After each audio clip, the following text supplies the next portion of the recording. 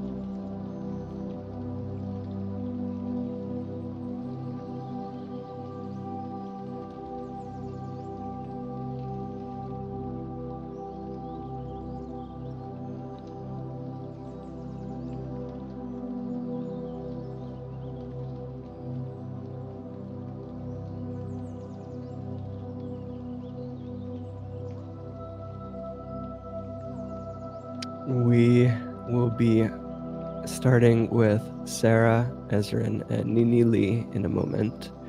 In the meantime, I just want to make sure that people are able to see us. If you can see the live stream now, please post a comment to let us know that you're able to see it.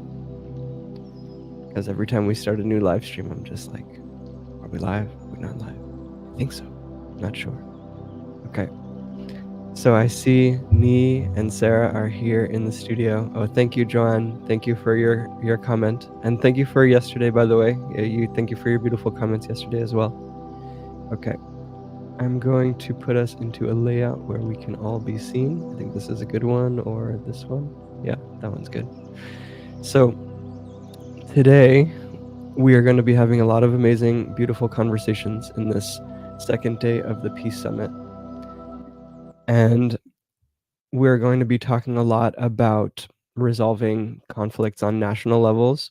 As we did yesterday, we had just had a conversation about Kashmir a few minutes ago. And after this, we're going to have a conversation between Israeli and Palestinian former combatants who have turned to be nonviolence activists. And this conversation, I think, is going to form a big core of the heart of what we're really trying to do here as individuals, to bring peace within ourselves, within our families, within our homes, to be able to cultivate peace on the individual level and on the family level and the community level is the starting point for the peace that spreads out into the world. When we think about these big national conflicts and we talk about them, it can seem overwhelming. It can seem like there's nothing we can do.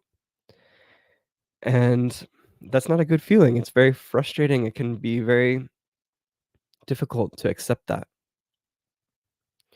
But while we may not be able to change the mind of a politician halfway around the world, we can change the energy that is inside of us and around us.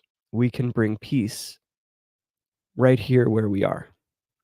And that's what this conversation is going to be about. It's going to be about how we can be agents of peace within our own lives and with the people around us, and how that can affect the rest of the world. So I just want to introduce Sarah Ezrin, author of The Yoga of Parenting. You can see the book behind her.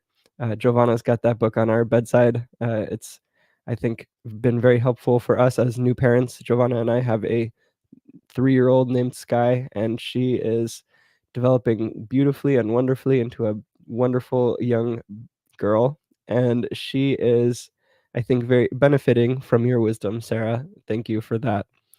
And Nhi, I've been working with Nhi in Meditation Magazine, Meditation University for a long time, and recently, only a couple of months ago, had the good fortune and opportunity to be able to visit Nhi's house in Barcelona with the beautiful background that she's in right there. It's not a virtual background, even though it looks super nice. It's a beautiful studio that she has set up overlooking the mountains and the ocean in Barcelona. It's a beautiful, beautiful spot. And when I came to visit, I was struck by the peaceful vibes of not only her home, but also her relationship with her partner, Julian. So I don't know if I'm supposed to mention his name. But yes, with her partner. And I think that she has a very powerful understanding of how to bring peace in relationships and how to cultivate peaceful relationships. And I'm excited to learn from Nhi's wisdom today as well. So welcome. Thank you both for being here. And I want this to be more of a conversation than an interview.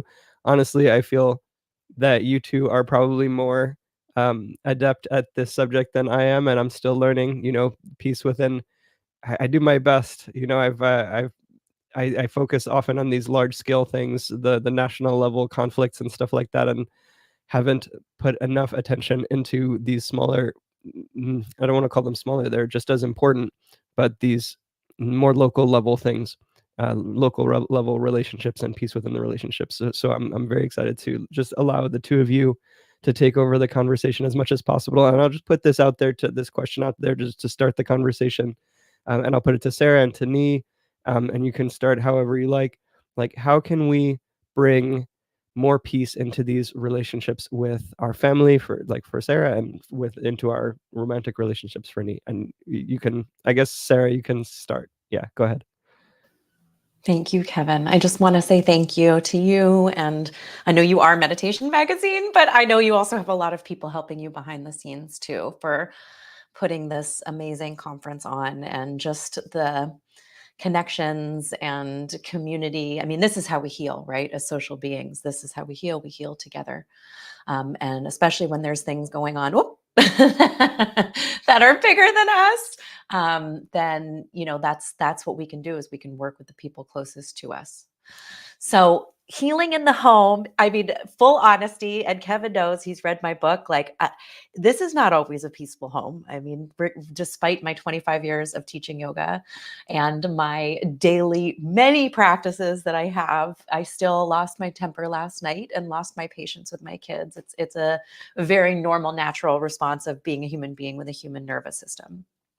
But the difference is, now that we have evolved to these more frontal lobe oriented beings, if you will, is that now we are aware of the choices that we're making. We can see the behaviors as they're happening, right? So it's very different than that reptilian kind of freeze response, or the mammalian gotta go, or fight response. There is this higher reasoning, and in yoga we talk about the chakras, right? It's like we're starting to elevate, right, and figuring out that we can connect on these much higher levels. So peace really has to start here first. I am much less peaceful with my kids when I have not done my practices. This morning is an example. I sleep in this morning. I will always choose sleep over anything, and it feels like a very different day. So I think the number one step, and it may feel self-centered in the moment, especially when there are these huge things going on, and we want to be helpful, and we want to be part of everything, and we want to do what we can, is to remember that we need to stop, slow down, find the peace within first, and then translate that out into our nearest relationships by really just paying attention to how we're reacting and responding. Yeah, thank you. And Nhi, you can go ahead and you could just reply. Think of it as a conversation between the two of you, more than me moderating or being an interviewer. Yes, thank you so much for sharing that, Sarah. I completely agree. Peace starts with ourselves first, and I really believe it's about taking responsibility, for the time that we have, for the space that we create for ourselves, to cultivate that peace, so that emanates into our environment and our, the people closest to us.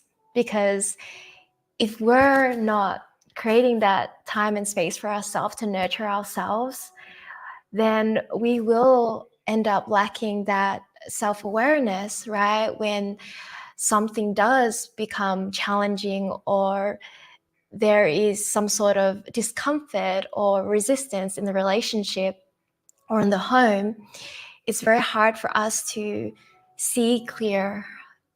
And perhaps we will start to, instead of responding, but we react to the situation and start to blow things up bigger than it needs to be. So peace starts within, 100%.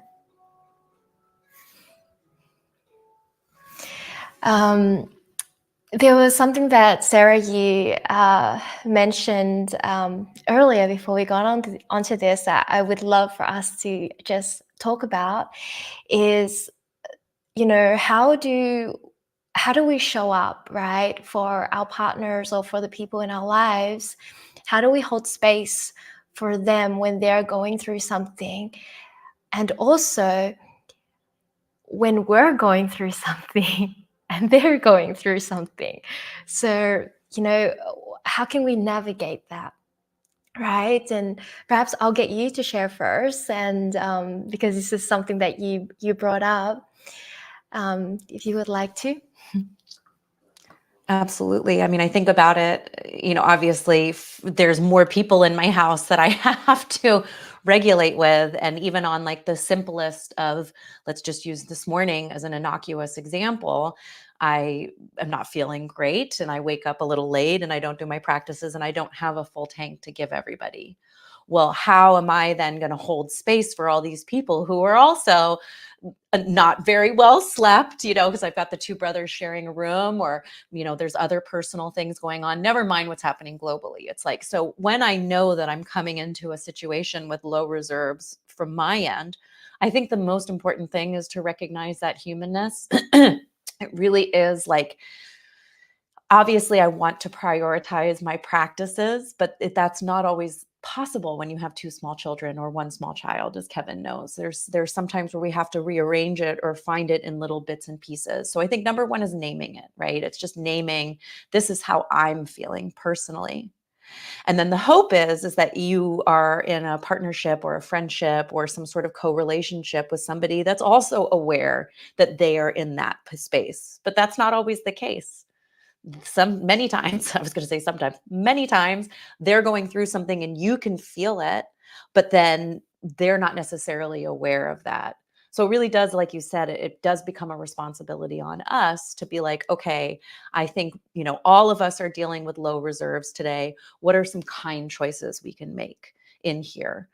For example, as a family, it's like on the days where both my husband and I are exhausted, or, we both identify as Jewish. And when everything went, my brother-in-law and his family live in Israel. So when everything went down, there was a pallor over our house, no matter what our belief systems are, right? And I, I'm in line with like, please, neutrality and peace.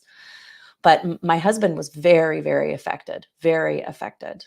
And I'd forget sometimes because I come from this meditation and the yoga background where I'm like, but I need to trust that something beautiful is happening. And I need to trust that this is the disruption that we talk about in all the tradition texts that's going to bring us together, but not, people aren't experiencing things like that, if we're talking about certain specific examples and conflicts. So I had to, and he wasn't necessarily aware that he was a little snappier, a little shorter, a little less, available.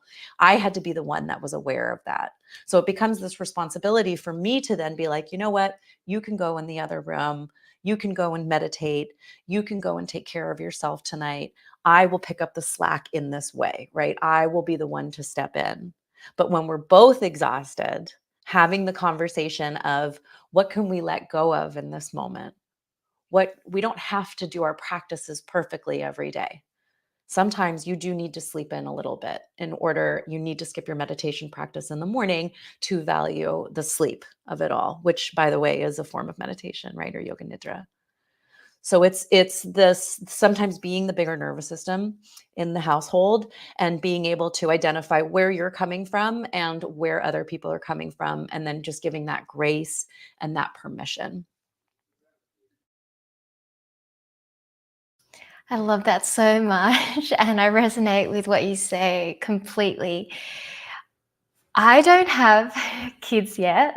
We don't have kids yet, but I've been with, my dear friends, living with them for a period of time, and, you know, being in the midst of, having kids around, working full time, etc. It is a lot, and I think that is definitely why I feel so grateful and I make the most of what I have now. It's that spaciousness in my life, because I realize that I'm being blessed with this spaciousness for a reason, and it's actually to support my partner in the big things that he's doing with his life and his business. And there has been so many times that my partner has come home and he's not feeling his best.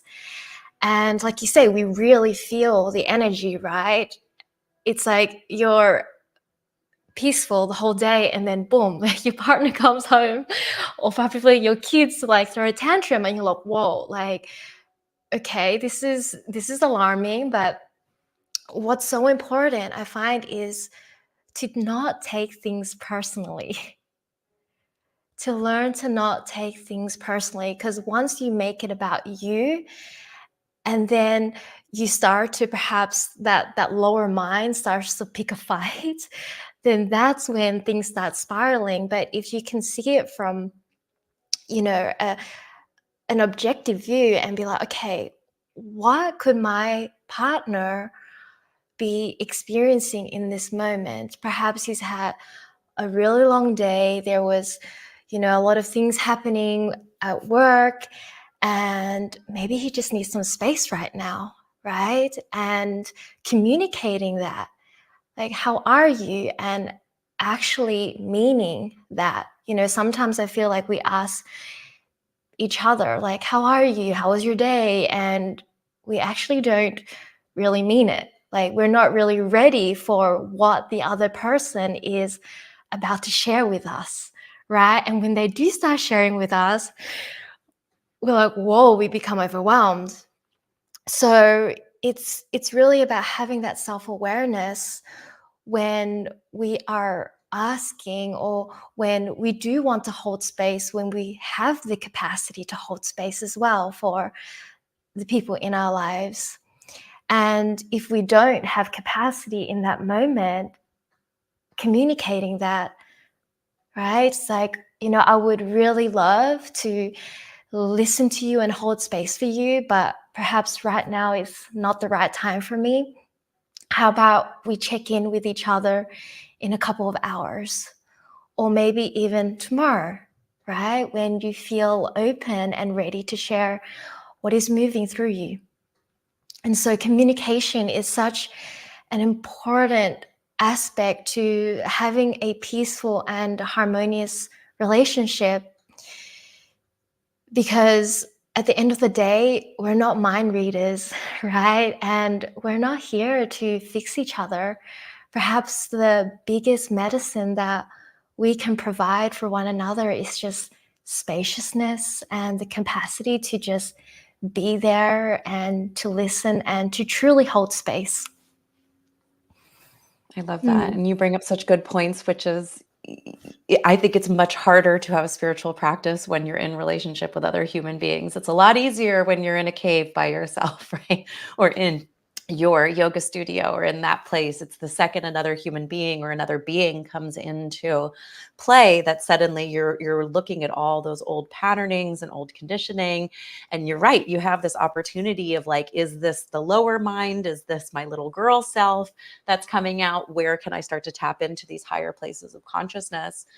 It's challenging when the stress levels, like if we think about it from a physiological standpoint and the nervous system, and again, it's like coming back to that frontal lobe, right? We are all, our natural stress response right now is elevated compared to maybe where we were 10 years ago, definitely where we were as kids. And even I tend towards highly anxious. And then every day we're bombarded by the 24/7 news cycle. And as feelers and healers, which I'm just going to assume we all are, because if you're attracted to this, then I know you are an empath like us. Then we're taking all that in too. So we're coming into it from a deficit, if you will, right? We're already exposed and raw, and there's that part of it too. So I love what you said about the actually having the wherewithal to say, I don't think I can hold space for this right now because I don't have anything left inside of me.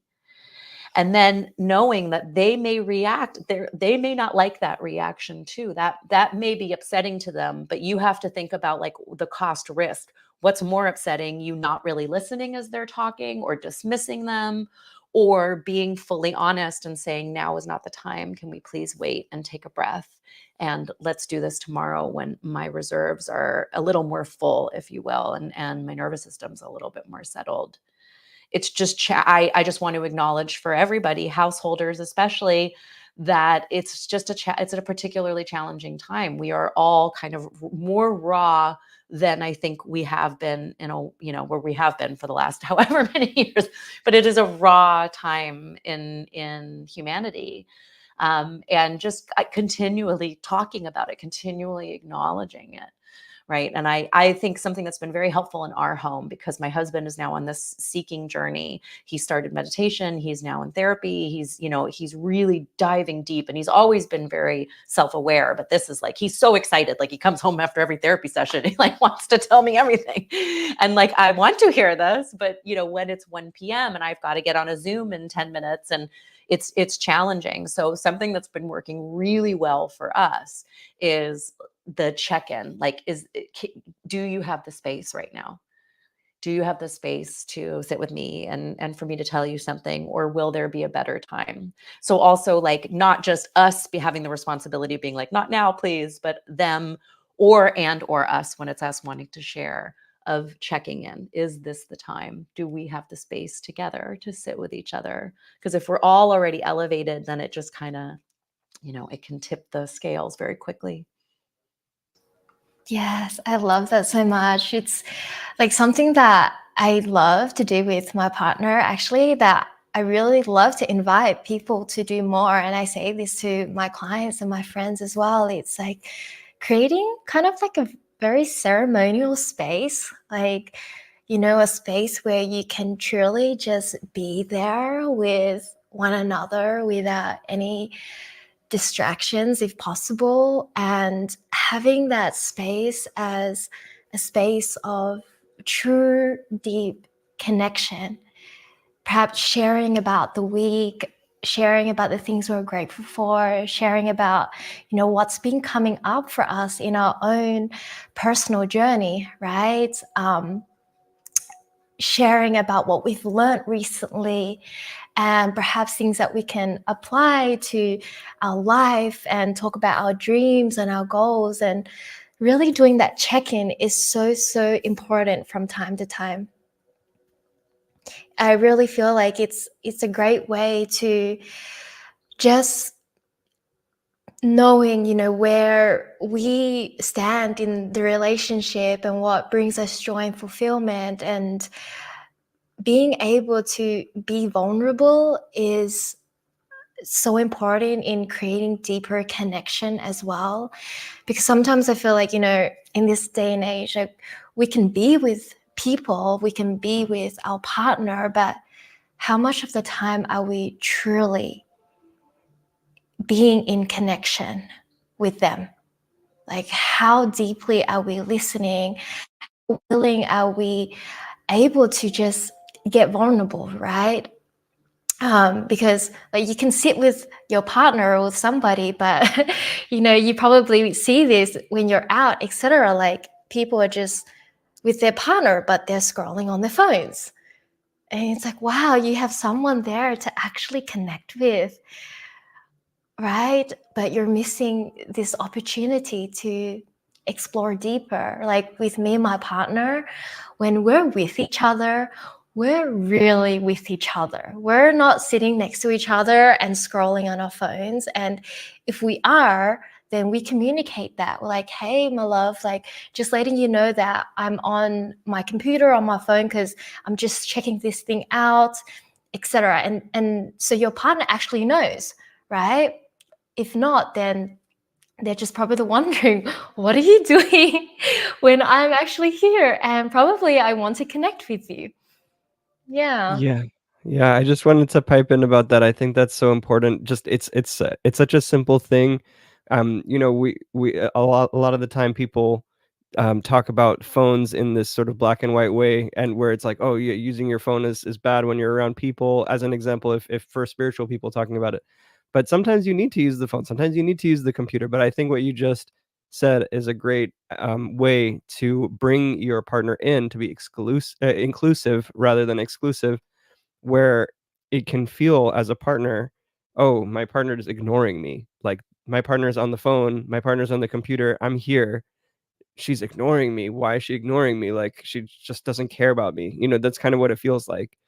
But if when I come into the room, if Giovanna will say, "Oh, hey, I'm finishing this thing with the Citibank that we were talking about before, and I need to get to call them," and things like that, and then it makes me feel like I'm part of it. We're actually almost like we're doing something together. Even if I'm gonna say, "Okay, I'll go do this other thing," at least I feel included in her her activity and what she's doing and feeling like we're connected in our lives. You know what I mean? I feel like that's such an important thing. And PS, this is the Mm. advice for parents when you're using screens around your children, because especially from little children, as they're looking up and they're seeing the back of the phone, they don't know who we're texting. They don't know what we're doing on there. So there is a way that you can have these conversations and explain, like, oh, I'm texting data, I'm sending him a message. What should we, we got to tell him we're going to be a few minutes late. Is there anything you want to add in? So there is this like participatory element to it. But the other thing, Nee, that you brought up that was really important is the idea of this connected time where there are no devices, everything is put down, and it's just you and that person. And I know for a lot of busy parents, it's like, oh, like it's unfortunately like another thing, right? We're already juggling however many kids and the relationship with the partner and the work and the and but there's a lot of research around the good enough parent. And the term was coined by a psychologist named Donald Winnicott, who was big in the relational space. But it talks about how it's like, it's just 30% of the time that they really need your attention. So something that we've been doing with my oldest, who's 4, is doing these, it's like almost like a therapy session once a week for a half an hour, just the two of us. No distractions. Not even the dog is allowed in the room because he can also be pulling my energy away. And it's called connected play. It is a form of play therapy that I studied, but it's this amazing time that it's just us and it's just focused. And I'm very conscious with my 2-year-old. I do it maybe not in the same scheduled way because he's a little more feral, but I don't do it with my husband in the same way. I don't do that. And as we're talking about this right now, like, it's just amazing. Like, we have to cultivate all of our relationships in that way. Put the phones down, close everything off, and just be together for this connected time. And PS, this is a path to peace. This is how we co-regulate. This is one of the best and most profound ways to access the ventral vagal state, which is rest and digest, which is how our immunity is the highest. It's when our digestive system is working the best. It's when our reproduction is the highest. Our whole body functions best when we are in that rest and digest state. And the best way to access it is communication and connection, deep connection. Yeah. Thank you. Thank you both for this beautiful conversation. I just want to pipe in here for a couple of things. One is I want to let people know who are watching that you can ask questions and we can try to answer them as best we can. And I I also have some questions that are popping up in my mind as we're talking about these things. The challenges of peace in a relationship, the challenges of bringing peace as much as possible is often related to our anger and conflicts that we have in our relationships. And I think that talking about those things, conflicts and anger and things like that, can be helpful in understanding how we can manage those things. So I wanted to ask both of you, how do you approach a situation where you feel like a victim in a conflict in a relationship where for maybe you were yelled at or harmed in some way and the other person just didn't apologize or didn't seem to acknowledge what happened? Like, how do you approach a situation like that? I'll put that to both of you. Like, how do I actually approach it, or how do I tell people to approach it? Because those are Both. 2 different things. Like, how do I teach it? How do I want to be showing up? Or how do I actually show up? Let's go with both My of those. higher mind in retrospect, and when I'm, like, sitting here and talking to all of you, and when we coach it out on the other end of it, those are very different reactions than when you're in it. And, you bring up the anger and the responses behind that. I think really naming what you're feeling in those moments is really important. There is also the boundary setting. So I am a part of many different recovery circles. I grew up in a house of addicts and alcoholics, and there's the serenity prayer, right? God grant me the serenity to accept the things I cannot change, accept the things I cannot change, the courage to change the things I can, and the wisdom to know the difference. sometimes when we're in a victim mentality like that, and I do the martyrdom too. I like, it's amazing. Like it's just, you don't mean to do it, but as a mom, like, it's like, it's just, you just fall into it. That's me giving my power away. I can absolutely control certain aspects of that situation.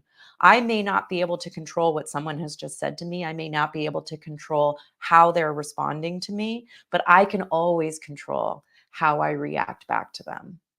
I may not be able to control my children's behavior, and they may be rabid and running around like two little like dinosaurs destroying my house, but I can always, always control how I'm responding to them. What's the circumstances that I'm creating?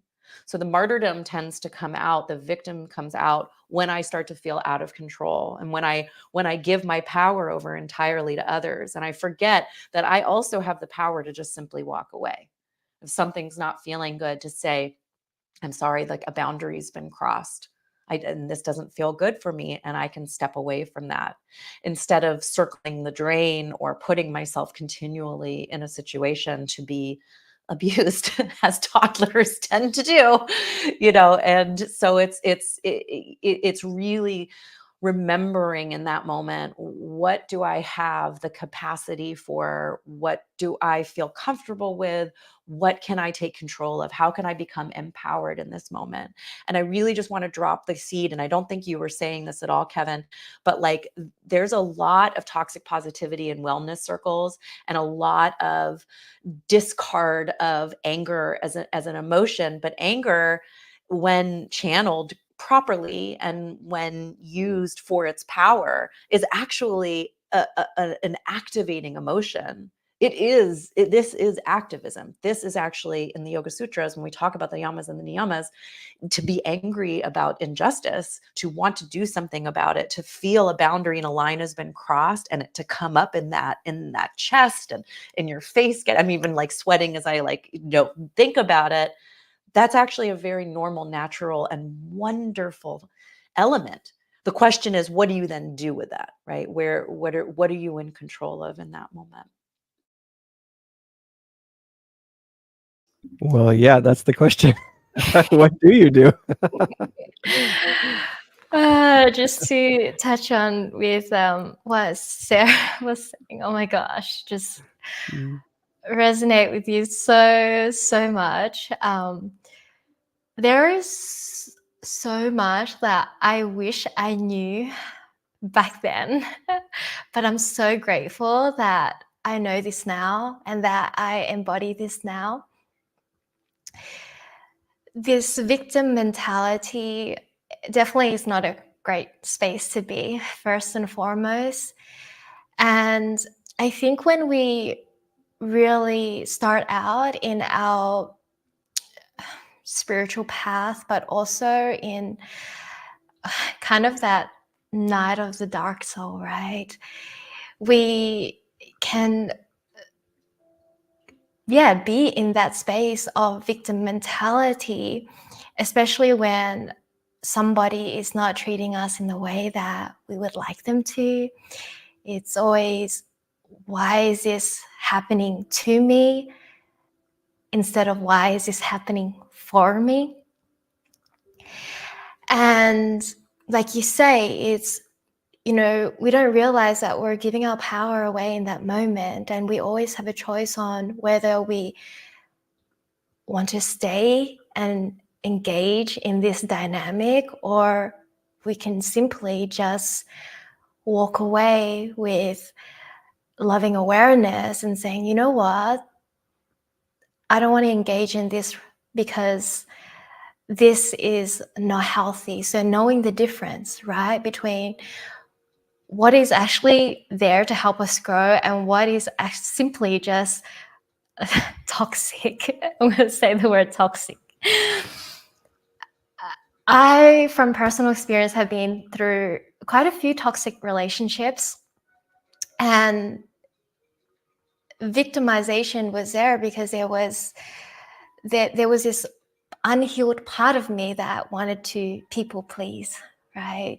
And always wanting to be the nice girl. And when that just plays on, and then something explodes.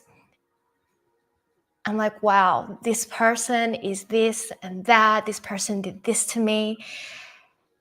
And not realizing that, wow, I was actually co-creating this dynamic with them. And once you realize that, that's when you start to really take your power back. When you take self-responsibility for just condoning it, and at the root of it, I realized that all of these experiences and relationships have taught me to actually just come back to self-love and to connect with myself, because I'm victimizing myself because of something that they've done. But really, it was just something deep within me that was being mirrored in the relationship and the dynamic. So what part of me gets to heal? And there's an example that I want to share, which is definitely a more empowering experience that happened just last week. It's quite funny, actually. I was finding myself eating this bag of crackers because I was trying to self-soothe myself, knowing that I'm about to go and learn how to drive manual for like the first time. And I was really nervous. So I started just eating crackers and staring out into the sky.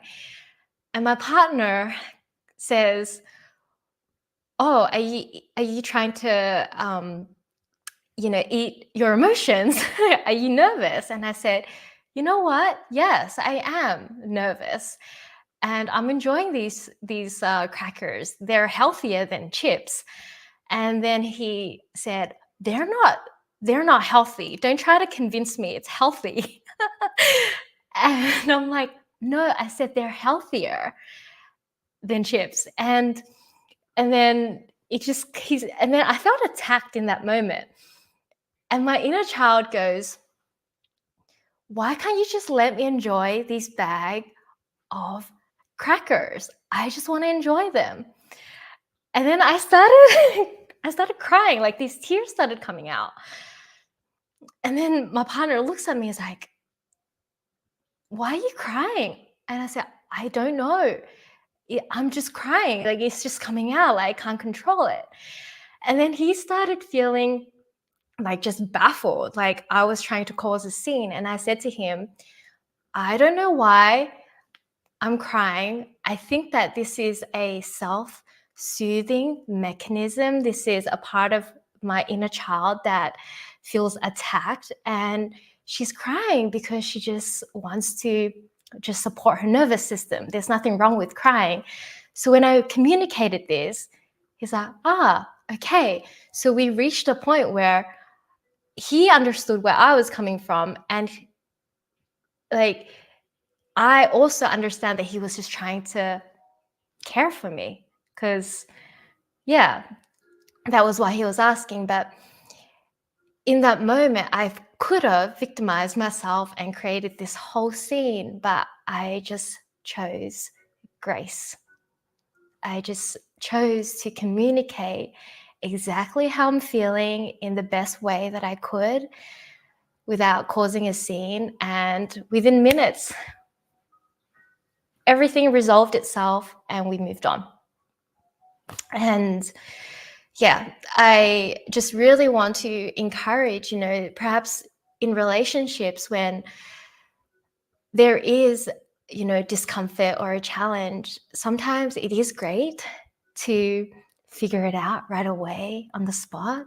But sometimes it's also very needed to have space as well, just to get clear on why we're feeling the way that we're feeling, why did I feel attacked, etc. I love it's so important to like bring what our role is into it. And by the way, this is kind of what the whole crux of conscious parenting is. It's less about the behavior of the child and much more what's this bringing up inside of me?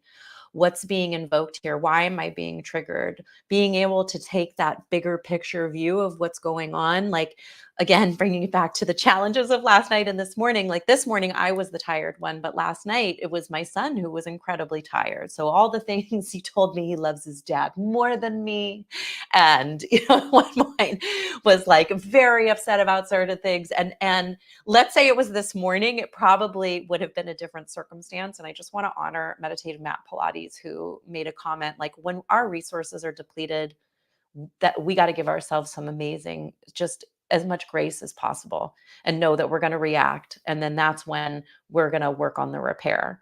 But last night I was actually not as depleted. So I was able to have a little bit more of like that aerial view to be like, okay, he's exhausted right now.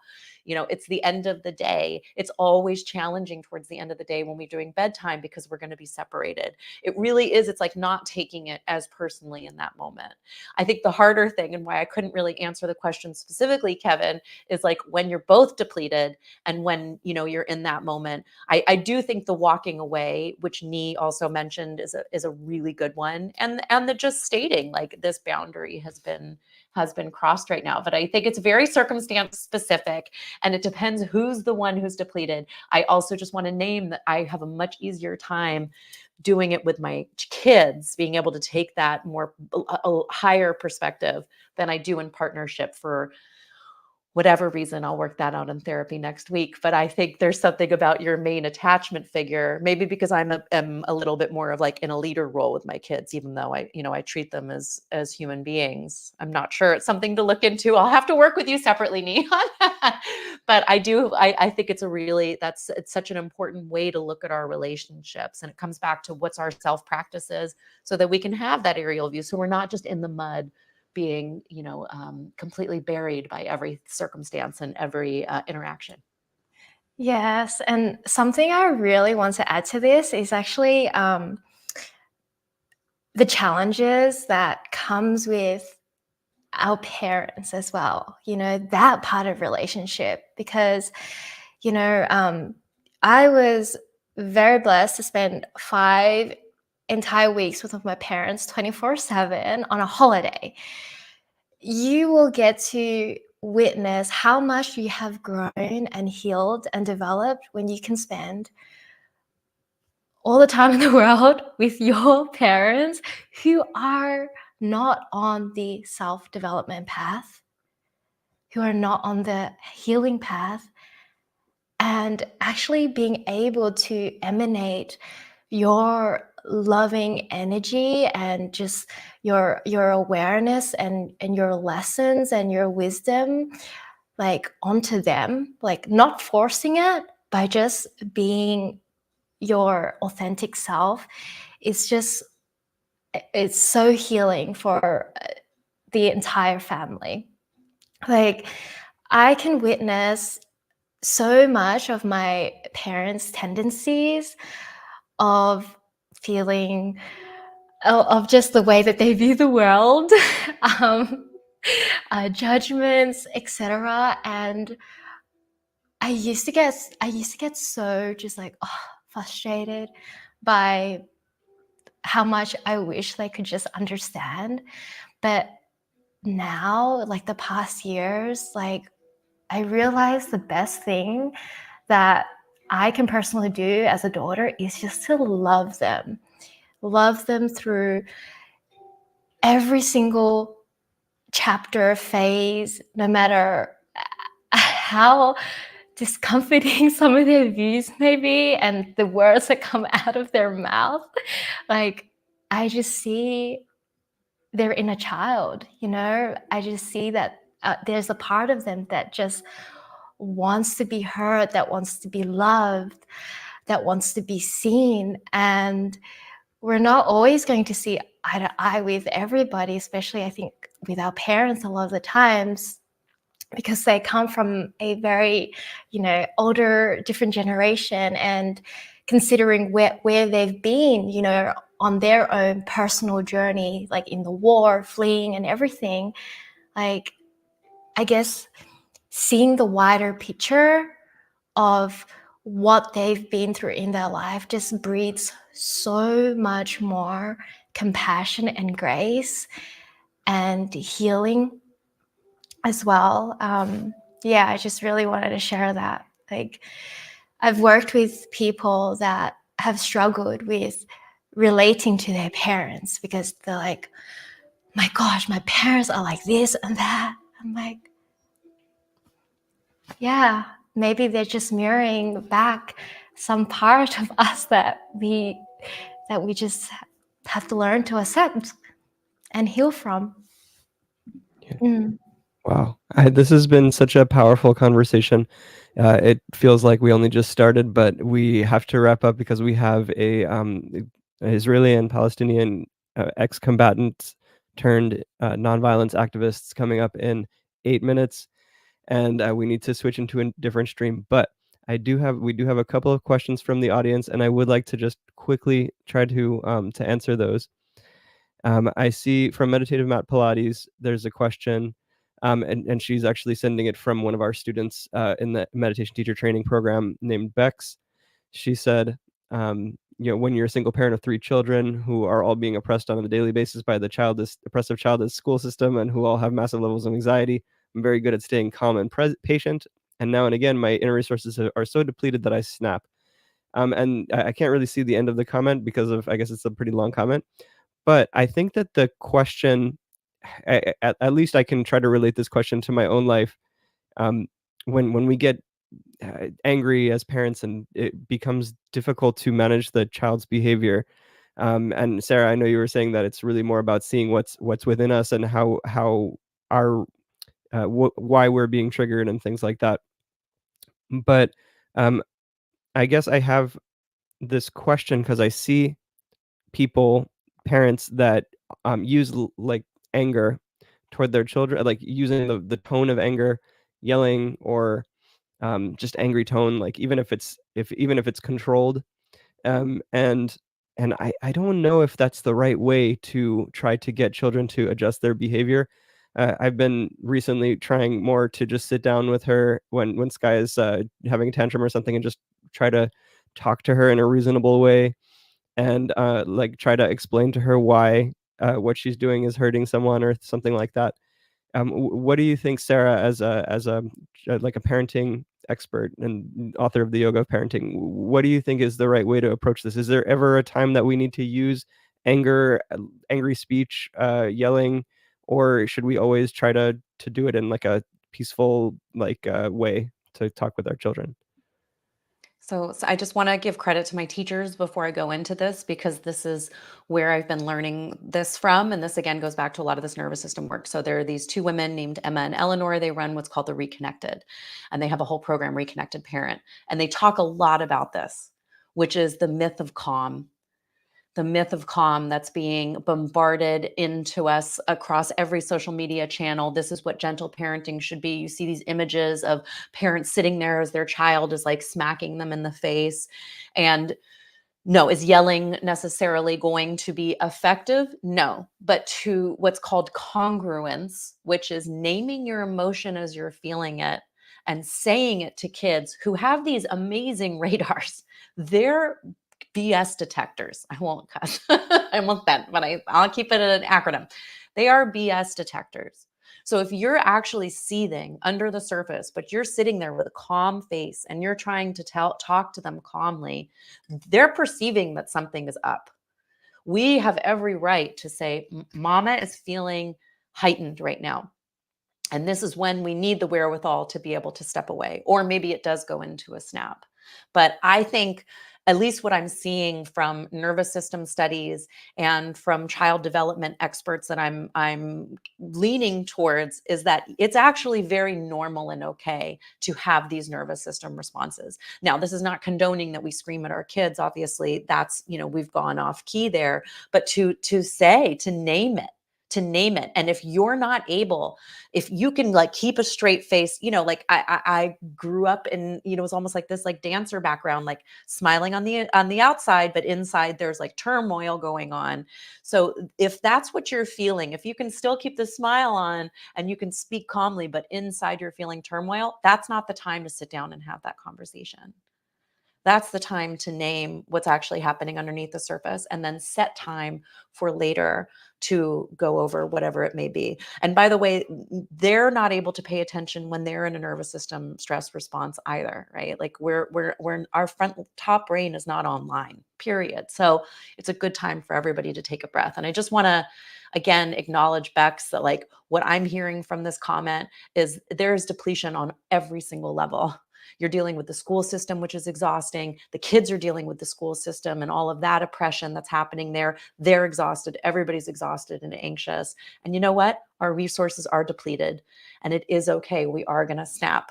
But there was something that they said at the end here. They had a cuddle, some tears, apologies, and healing.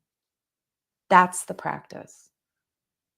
That's where we are learning to be in community and to be together and to relationally reconnect. That's where the juice is really going to come from the relationship.